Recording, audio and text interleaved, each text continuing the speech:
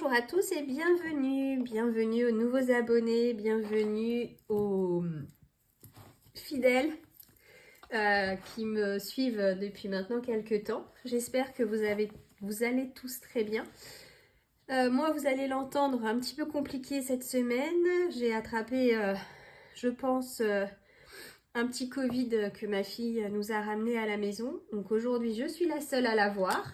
Je pense que malheureusement, Luca est en voie de tomber malade également. Ça m'a bien couché. Ça fait longtemps que j'ai pas été aussi malade.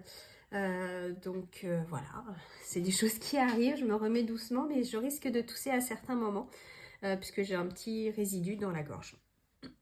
Voilà. Et je m'en excuse. J'espère que de votre côté tout va bien, que vous n'êtes pas malade, que vous avez bien démarré 2024 au niveau de votre budget et au niveau de votre organisation et de tout le reste. Aujourd'hui, on va pas faire le bilan puisque du coup, je vous avais dit que je vais tirer jusqu'à mardi ou mercredi prochain,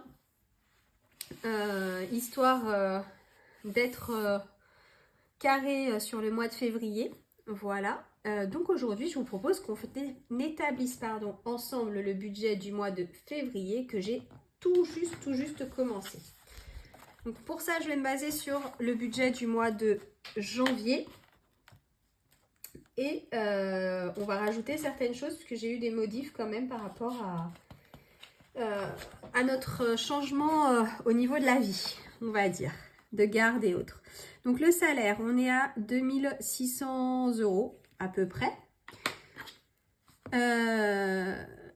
La CAF, c'est 286 € et la pension alimentaire, on est à 500 €. Voilà. Dans ce qui est prévu, on va avoir, comme tous les mois, les cours d'anglais de Léane, la musique des deux grands, la crèche et les ordures ménagères. Donc, l'anglais, on va provisionner, combien je fais d'habitude? Je fais 100 €. On va mettre 100 €, c'est bien. La musique, on va mettre 240 €. La crèche, on va mettre 100 € et les ordures ménagères, c'est 30 €. Ça, c'est ce qu'on approvisionne, enfin ce qu'on prévisionne, pardon. Au niveau d'ici, ce qui est budgétisé. Alors, la Maïf. Donc l'assurance. J'ai d'un côté 44 € et d'un autre côté, j'ai 107 € qui viennent s'ajouter maintenant. Puisque petite modification au niveau de l'assurance automobile. Avec ma modification, eh bien, je n'ai plus de voiture de société. Donc, par conséquent, je vais maintenant réutiliser mon véhicule perso à des fins uniquement personnelles. Donc du coup je reprends l'assurance voiture. Donc elle est très chère, mais bon, forcément ma fille est aussi assurée en conduite accompagnée, donc voilà, ceci explique cela. Les téléphones, donc on en a toujours pour l'instant pour 60 € plus 4 €, pardon. Les abonnements divers et variés, donc Netflix, Deezer, et voilà, excusez-moi, 40 €, donc vous le savez, j'arrondis. Hein. Les impôts, 83 €. L'électricité, donc d'un côté nous avons 90 € et de l'autre on a 73 € qui vont d'ailleurs passer à 75 €. On a eu la régularisation. Donc on a la cantine de Léane où on mettait toujours 50 € et Orchestra qui est à 3 € plus 45 €. Nous allons donc avoir en plus, il me semble qu'il y a autre chose qui vient en plus. Ah oui, non, ça va être dans les épargnes. Voilà, donc je répète au cas où, je l'ai déjà dit plusieurs fois, donc moi je me suis même pas représentée, donc j'en profite. Je m'appelle Elodie, j'ai 3 enfants, je vis en concubinage, j'ai 40 ans, bientôt 41. Je les assume pleinement, je trouve que c'est un très bel âge comparé à bien de personnes qui le vivent très mal. Moi, j'en suis très contente.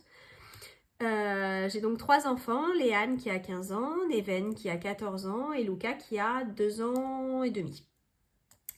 Voilà, et nous habitons dans la région de Tours avec notre travail qui se situe, que ce soit pour moi ou pour mon conjoint, en région parisienne. Donc lui, il est au travail tout le temps, tous les jours, et moi, je suis en télétravail maintenant tout le temps, puisque j'ai la garde de mes 2 grands-enfants à la maison. Voilà, voilà. Au niveau des dépenses, mon mari s'occupe de tout ce qui va être loyer, crédit. Donc on a un logement en région parisienne et un logement à Tours, donc il s'occupe des 2 loyers. Il s'occupe du crédit du véhicule. Il s'occupe également de beaucoup de frais qui sont les frais un peu fixes, on va dire. Je m'occupe de l'électricité des 2 maisons. Et je m'occupe de la partie plus, comment dire, variable, voilà, je cherchais le mot, au niveau des dépenses, à savoir l'alimentaire, tout ce qui va concerner les enfants, enfin voilà. C'est notre fonctionnement, chaque couple peut fonctionner différemment, nous on a fait le choix d'avoir chacun notre compte, et ce fonctionnement nous convient plutôt pas trop mal depuis déjà quelques années, donc on va continuer comme ça. Pardon. Voilà. Au niveau des épargnes, donc, certains le savent déjà, je suis en cuve de gaz pour Tours. Cuve que je remplis une fois dans l'année. Donc, je provisionne depuis janvier 100 € pour prendre un petit peu d'avance puisque malheureusement, le gaz ne fait qu'augmenter. Donc, si je peux, je mettrai plus, mais ça m'aidera déjà à payer, comme la dernière fois, au moins une bonne partie déjà. Pepsi, qui est notre petit chat, elle a déjà ce qu'il faut pour aller chez le vétérinaire, donc elle a ses 100 €, ce sera suffisant. La rentrée des classes, je ne sais plus où j'en suis, mais en général, je provisionne 50 €.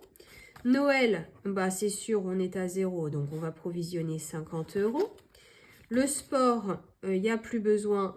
Pour le moment, on est à 340 €, on ne va rien provisionner. Et l'eau, je n'ai pas encore eu ma régularisation, puisqu'a priori, bien que je sois en télétravail toute la journée à la maison, le technicien de chez Veolia ne m'a pas trouvé à mon domicile pour pouvoir relever mon compteur. Donc je ne sais pas à quelle heure il est passé, mais a priori s'il est passé entre minuit 00 et minuit le jour même, on va dire, voilà, à moins que j'étais en train de dormir, mais sinon je n'ai pas bougé de la maison le jour où il est passé. Mais bon, c'est pas grave. C'est un petit peu comme la poste qui vous trouve jamais chez vous, même quand vous y êtes. C'est pas très grave, ça me fait plutôt rigoler. Voilà. Et on va remettre de la provision de cantine pour Neven, puisque jusque-là, on avait une répartition avec son papa, mais maintenant qu'il est à la maison de façon plus régulière, c'est moi qui du coup prends en charge cette partie-là, comme le téléphone de Léane que je ne prenais pas en charge par répartition des frais, mais du coup maintenant je prends en charge également. Voilà, et je crois que c'est tout. Il me semble que oui, c'est tout. Non, je vous dis des bêtises. On a l'argent de poche que je vous mets jamais. Donc Léane et Neven ont chacun de l'argent de poche. J'ai décidé là que j'allais leur augmenter un petit peu leur argent de poche. Donc Neven, il a actuellement 20 € et on va passer à 30 €. Et Léane, elle avait 40 € et on va passer à 50 €. Voilà, donc ça leur permet de se payer leur sortie. Donc je ne paye rien après dans le mois, c'est-à-dire que je paye le téléphone. S'ils ont besoin de vêtements, je paye des vêtements bien évidemment, ce n'est pas eux qui payent. Dans la mesure où ce sont des choses qui sont nécessaires, s'ils ont besoin d'une paire de chaussures, je la paye. S'ils ont besoin d'un manteau, je le paye. Par contre, s'ils ont envie d'un petit t-shirt qui leur a plu, d'un pull vert parce que le copain il a acheté un pull vert et que il est trop beau et j'aimerais bien avoir le même, c'est pas une nécessité, donc je considère que ils ont de l'argent de poche et que du coup ils peuvent se le payer. Pareil, ils ont des âges où ils ont envie d'aller au cinéma, pardon, à la patinoire, voilà. Il n'y a pas de souci, ils ont un budget qui leur est alloué, donc à la hauteur de leur âge. sachant que les transports en commun, c'est moi qui les paye et ça, il n'y a pas de souci. Donc après, s'ils veulent aller au cinéma, bah, ils ont leur argent et c'est à eux de se débrouiller avec cet argent-là. Voilà. Pour l'instant, ça fonctionne plutôt super bien. Ils arrivent même à garder des sous pour faire des cadeaux, pour, enfin voilà. Donc c'est aussi dans ma volonté de leur inculquer une gestion de budget. Donc voilà, j'ai toujours fonctionné en leur donnant un petit peu d'argent. Donc ça fonctionne super bien. Et je me dis que c'est des bonnes bases pour le futur. Voilà. Donc il y a l'argent de poche que vous voyez pas. Donc Luca, il est tout petit, hein, donc il n'y a pas d'argent de poche pour l'instant. Et dans les enveloppes enfants, donc parce qu'on a créé, je vous rappelle, j'ai créé des enveloppes enfants le mois dernier. Donc, Léane, on va mettre 50 €. Neven, on va mettre 50 €. Et Luca, on va mettre 20 €, comme tous les mois. Pardon, excusez-moi. Du coup, on y va pour nos petits totaux. Donc, en rentrée d'argent, on va avoir 2600 à peu près, hein, 286 plus 500, 386, pardon. Ensuite, où on sait, pareil, c'est du prévisionnel, on va avoir l'anglais, la musique, la crèche, 470 € avec les ordures ménagères. Ok. Donc, si je fais la différence, ici, il nous reste 2916 €. Pardon. 44 plus 107 plus 64 plus 40 plus 83 plus 90 plus 75 plus 50 plus 48 plus 80. Ici, nous avons 681 €.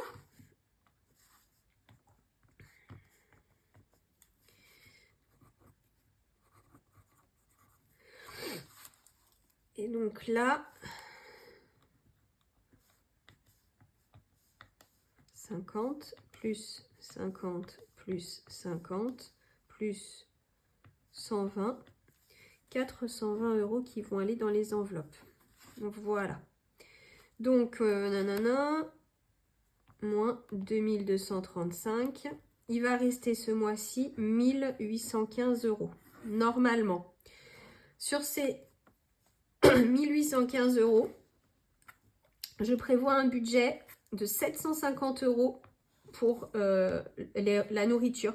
Parce qu'en fait, le mois dernier, j'avais vraiment prévu pas beaucoup par rapport au fait que j'allais un petit peu dans le vague, vu que je savais pas trop comment ça allait se passer avec les grands qui arrivent à la maison toutes les semaines. Et du coup, en plus, on avait le congélateur qui était vide, les placards qui étaient vides parce que c'était une volonté de notre part au mois de décembre de vider au maximum notre congélateur.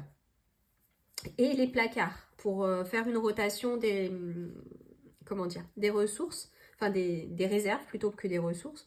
Donc le congélateur, il n'y avait plus d'un légume, il n'y avait plus une viande. Donc on a fait le plein de la viande, on en a eu pour 311 € pour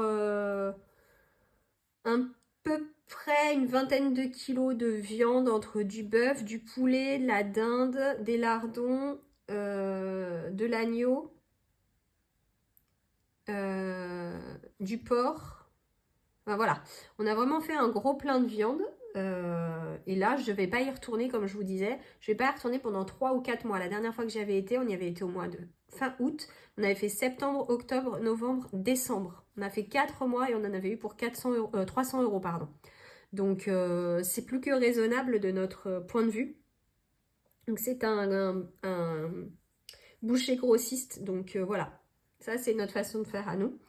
Là, tout est mis en morceaux, tout est congelé et on va sortir au fur et à mesure en fonction de nos envies et de notre besoin. Donc, on y touchera, enfin, on retournera pas chez le boucher avant au moins 3 mois.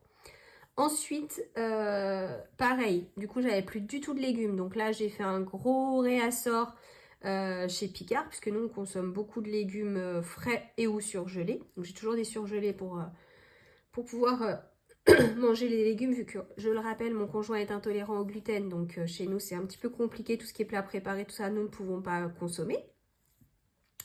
Donc là, j'ai re-rempli une bonne partie du congélateur avec des légumes surgelés, mais ça revient vraiment pas cher. En plus, c'est hyper bon d'un point de vue nutritif. Donc c'est parfait, c'est plein de vitamines et c'est très sain. Voilà, donc après, je vais toutes les semaines, je vais le compléter par, comment dire, des légumes frais et surtout des fruits frais. Donc là, ça a été voilà. Et en début de mois, j'avais fait un gros réassort aussi au niveau de tout ce qui était épicerie, tout ce qui était sec et toutes les boissons. Donc ça a bien fonctionné. J'ai pas eu besoin de faire de gros réassorts dans le mois. Alors, j'ai pas racheté ni de farine, sucre, j'avais tout pris, l'eau, le lait, j'avais tout pris, les ferments pour faire les yaourts, c'est bon, et il m'en reste encore du coup. J'avais pris des pâtes, j'avais pris, qu'est-ce que j'avais pris d'autre? Des gâteaux pour les enfants, pour les collations qui venaient compléter ce que moi je fais. Pareil, les compotes que j'ai pu acheter déjà, celles qui étaient un peu prêtes pour me dépanner, il en reste. Donc ça a super bien fonctionné. Donc je pense que je vais continuer pour le mois de février. On va faire des très grosses courses en début de mois, quitte à en avoir pour 300-350 euros. Et après, vu que là en plus maintenant j'ai la viande qui est dans le congélateur, j'en avais plus. Donc ça m'a un petit peu plombé le budget au mois de janvier. Voilà. Donc je pense que ça va se remettre en place sur février et que ça va bien fonctionner. Je vous dirai à la fin février ou dans le mois de février, mais c'est vrai que sur janvier, on fera le bilan la semaine prochaine. Ça a été un peu plus compliqué niveau, niveau budget alimentaire. Voilà, et j'ai enfin fini de payer toutes les dettes que j'avais, l'avocat, le gaz, enfin voilà, tout est payé. On est à début février, enfin fin janvier, début février, tout est payé. Donc normalement, sur les 1815 euros qui restent, moins les 700 euros, 750 euros, donc moins 1815, il va rester 1065 euros. Donc je vais dès le début du mois mettre 500 euros en épargne dans mon fonds d'urgence dont je vous parle jamais et qui sert à beaucoup d'autres choses. Là j'ai des catégories épargne. Celles-là, elles sont dédiées. Le reste, c'est voilà, en cas de coup dur, la voiture à faire contrôler ou la voiture qui a, je sais pas, il faut changer les pneus ou la chaudière qui tombe en panne. Enfin voilà, quel que soit le problème, j'ai mon fonds d'urgence qui vient payer les factures quand c'est nécessaire. Voilà, voilà.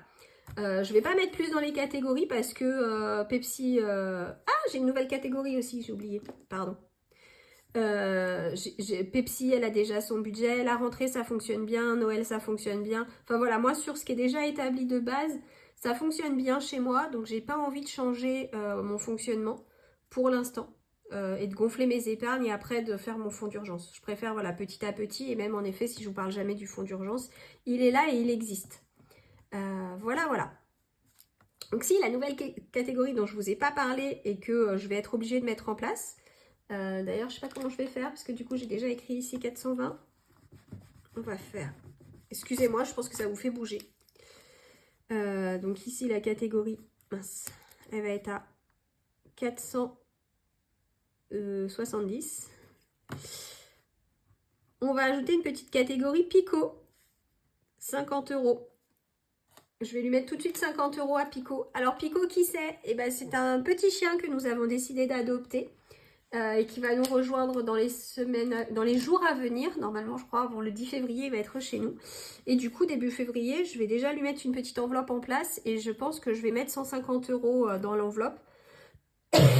Pardon, pour le vétérinaire. Je préfère avoir un petit peu d'argent d'avance. On ne sait jamais avec les animaux ce qui peut se passer. Voilà, voilà. Écoutez, j'ai beaucoup blablaté pour cette vidéo. J'espère que ça va être assez clair pour vous. N'hésitez pas si vous avez des questions à les poser. Vous pouvez poser toutes les questions que vous voulez, il n'y a aucun problème. J'y réponds avec grand plaisir, que ce soit sur le budget ou sur d'autres sujets que j'ai pu aborder. N'hésitez pas. Il n'y aura pas de bilan donc du coup cette semaine. Il n'y aura pas de vidéo en plus parce que j'ai ma maman qui arrive du sud que j'ai pas vue depuis pas loin de 10 mois, 8 mois. Et qui n'est pas venue chez moi depuis plus de 2 ans, donc je vais profiter à fond d'avoir ma maman quelques jours chez moi. Je vous ferai une vidéo la semaine prochaine où on fera le bilan du mois de janvier. Alors pas de... Enfin si, je vous ferai un bilan quand même financier, je vous dirai un petit peu ce qu'il en est. Le budget, je vous avais dit s'il en reste, je retirerai, je mettrai dans les enveloppes. C'est mort, il n'y aura plus de budget du mois de janvier, mais c'est pas grave, on n'est pas dans le rouge et pour le mois de janvier, c'était déjà quelque chose d'important pour moi. Voilà, je réitère, j'espère que chez vous tout se passe pour le mieux, que vous êtes au top du top, que ce soit forme, budget, vos envies, que vous êtes plein de projets et que vous allez pouvoir tous les réaliser, que ce soit cette année ou dans les semaines à venir. Voilà. En attendant, bonne semaine à tous, bon week-end. On se voit la semaine prochaine. Je vous fais plein de bisous à tous et je vous dis à très vite. Au revoir.